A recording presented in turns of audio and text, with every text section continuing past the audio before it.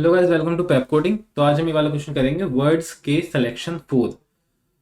और ये हम करेंगे किसमें? सी प्लस प्लस में। तो इसे समझने से पहले मैं एक बात आपको अच्छे से बता देता हूँ कि ये हम अपना जो वर्ड के सिलेक्शन 4 कर रहे हैं, इससे पहले वर्ड के सिलेक्शन 1 भी है, 2 भी है और 3 भी है। तो पहले ये तीनों कर लेना, क्योंकि हमने इसे सीक्वेंस से रखा है ना, कि आप जैसे सीक्वेंस वाइज करोगे तो आपको ज़्यादा फायदा होगा। और कई बार कुछ कॉन्सेप्ट पहले के होते हैं, समझे? तो पहले सीक्वेंस सिलेक्शन 1 कर लो, सिलेक्शन 2 कर लो, 3 कर लो, फिर 4 करना।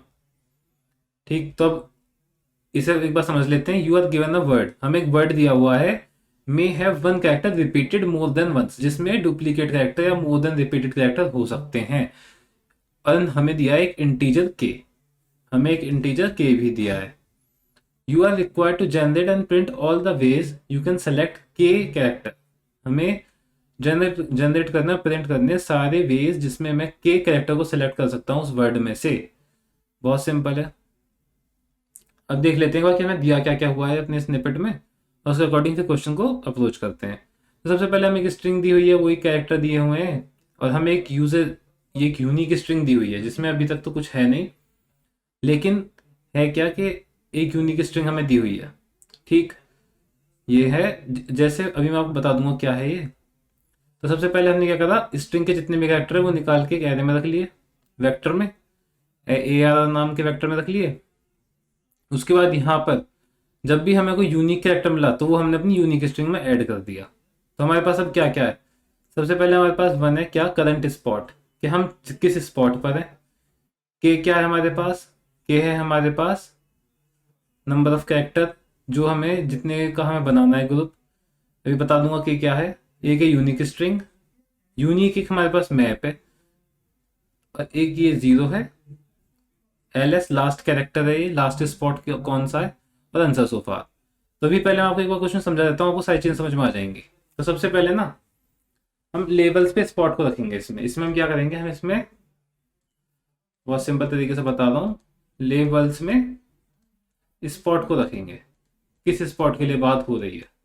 ठीक, दूसरी चीज हमारे, हम एक क्वेश्चन पहले कर चुके हैं जो था के डिस्टिंक्ट डिस्टिंक्ट कैरेक्टर, जो था हमारा वर्ड के सिलेक्शन 2, वर्ड के सिलेक्शन 2 जिसमें हम डिस्टिंक्ट कैरेक्टर ले सकते थे, है ना। तो अभी समझते हैं एक बात कि हमें कैसे करना है, क्या करना है। तो उस क्वेश्चन में क्या था ना, उसमें हमें ऐसे एक दी हुई थी स्ट्रिंग ए बी बी ए सी, ऐसे एक एग्जाम्पल के लिए हमें स्ट्रिंग दी हुई थी। हमने इससे क्या करा था, हमने एक यूनिक स्ट्रिंग बना ली थी। यूनिक स्ट्रिंग कैसी थी, जिसमें सिर्फ यूनिक वर्ड्स होते थे, जैसे ए बी और सी।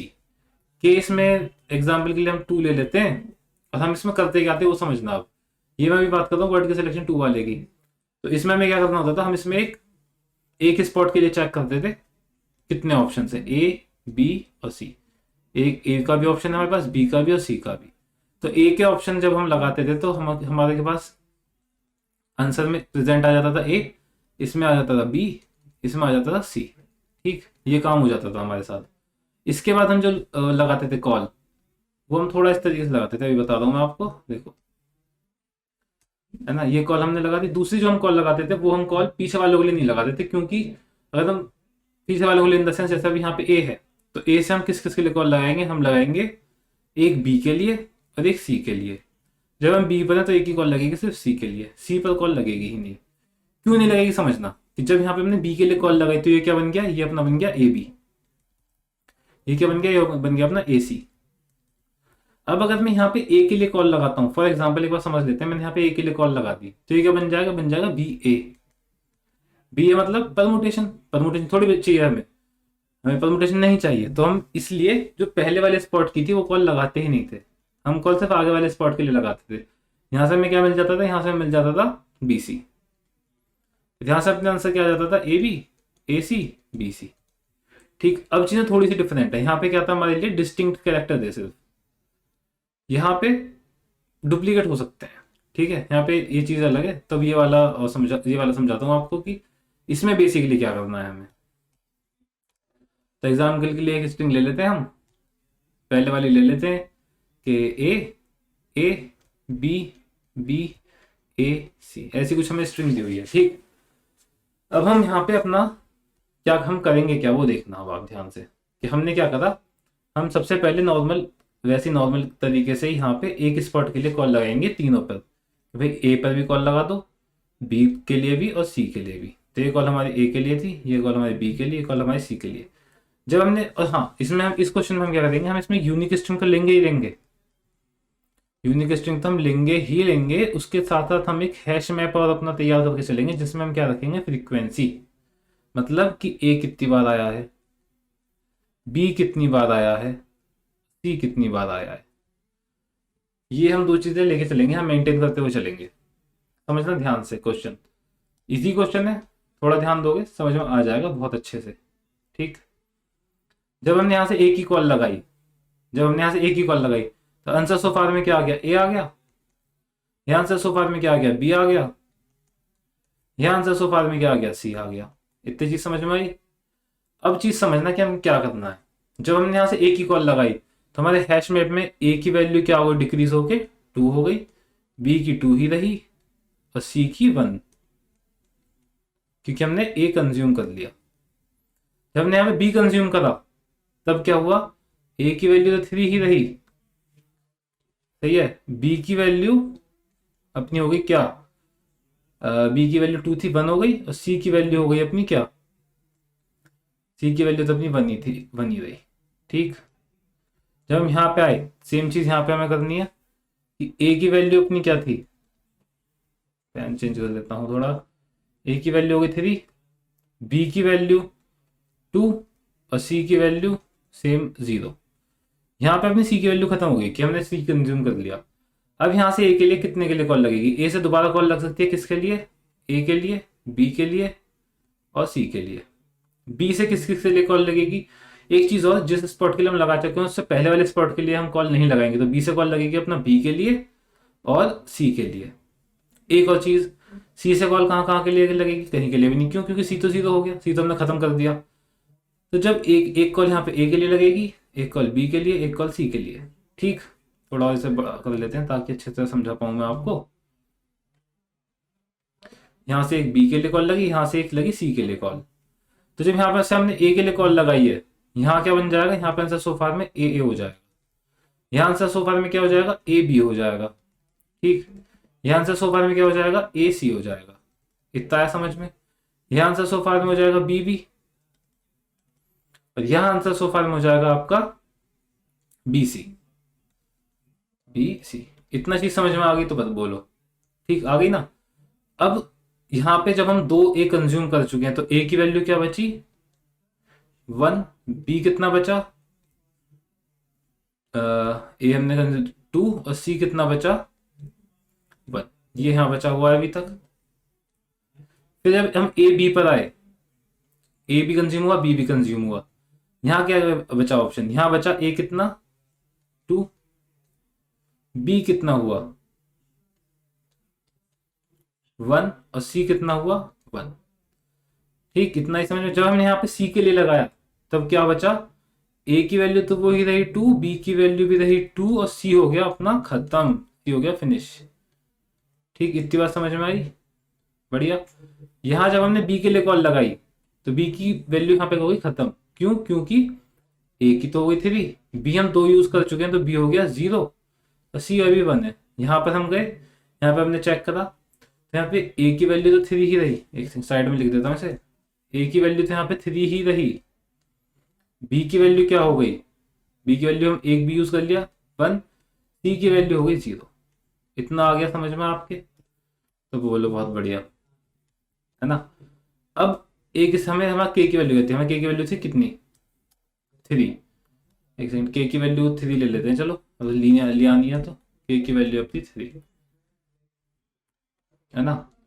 अब समझना यहां से जो मेन कॉल लगेगी वो अपने आपको आंसर दे देगी। क्यों, क्योंकि के की वैल्यू 3 है। तो यहां से हमने कॉल लगाई, अब यहां से कलर चेंज कर लेता हूं। ए के लिए अब क्या क्या ऑप्शन होंगे दोबारा, ए बी और सी। ए बी के लिए क्या क्या ऑप्शन होंगे, बी अपना लास्ट स्पॉट पे आ चुका है तो अब हमारे पास से 2 ऑप्शन बचे हैं, बी और सी। ठीक, यहां पर खत्म हो चुका है एक ऑप्शन, क्यों, क्योंकि सी कंज्यूम हो चुका है पूरा। यहाँ पे बी पूरा कंज्यूम हो चुका है तो यहाँ भी कोई ऑप्शन नहीं बचा।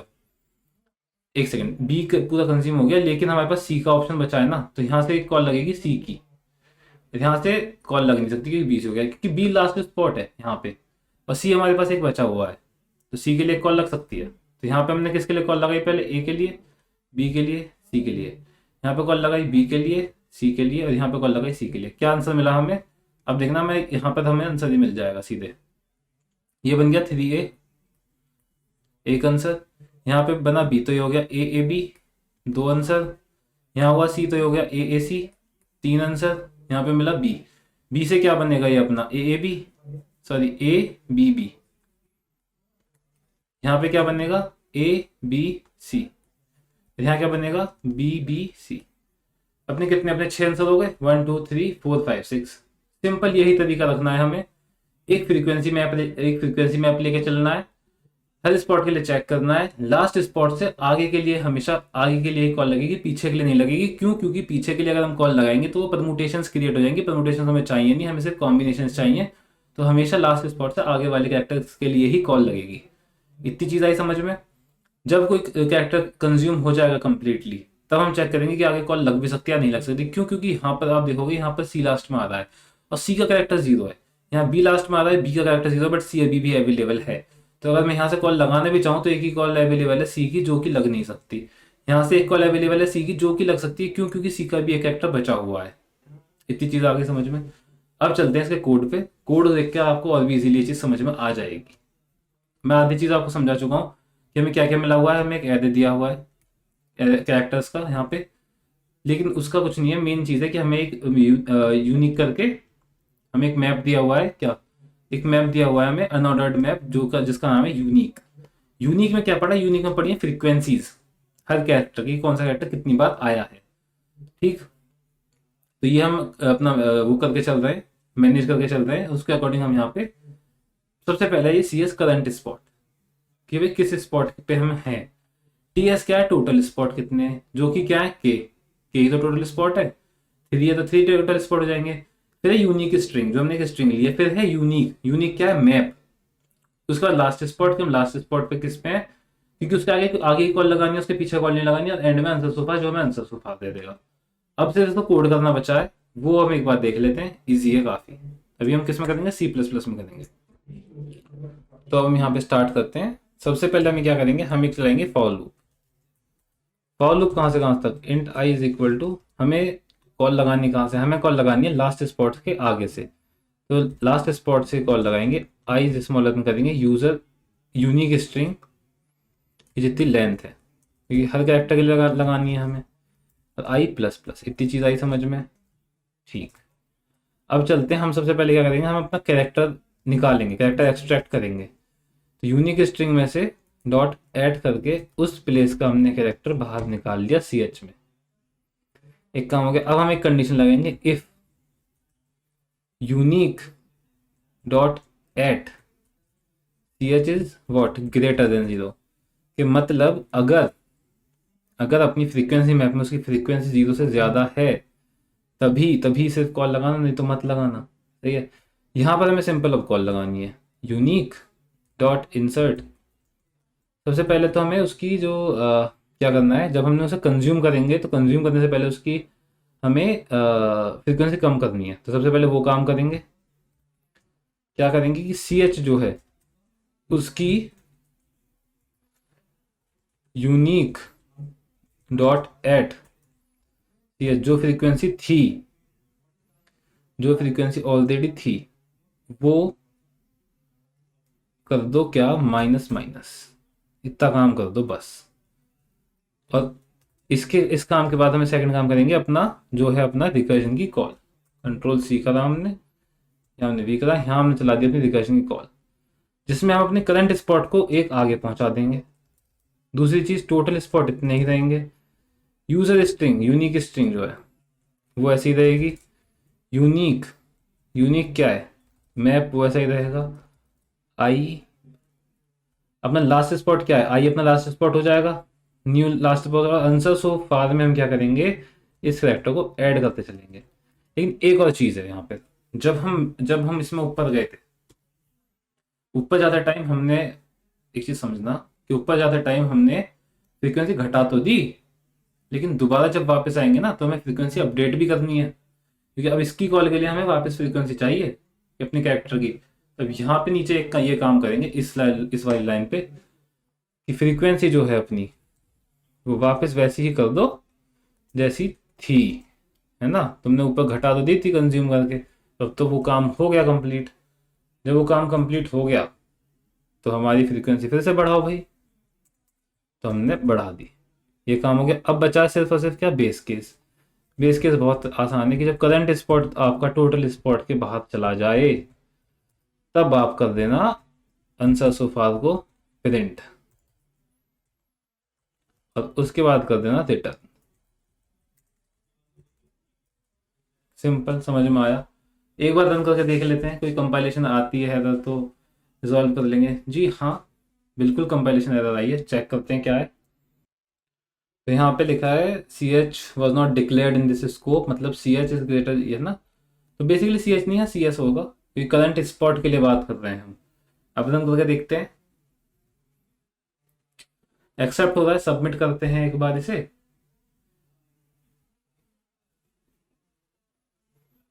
ओके, वेरी गुड, सबमिट भी हो रहा है। तो कैसे, अगर आपको कंसेप्ट समझ में आया हो, अगर आपको ये थ्योरी समझ में आई हो तो प्लीज़ वीडियो को लाइक कर देना। अगर आपको कोई भी क्वेरी अभी भी इस क्वेश्चन में बची है तो आप नीचे कमेंट कर सकते हैं। बाकी चैनल को सब्सक्राइब करो, और ये क्वेश्चन की वीडियो आपके लिए आती रहेंगी। Thank you so much guys.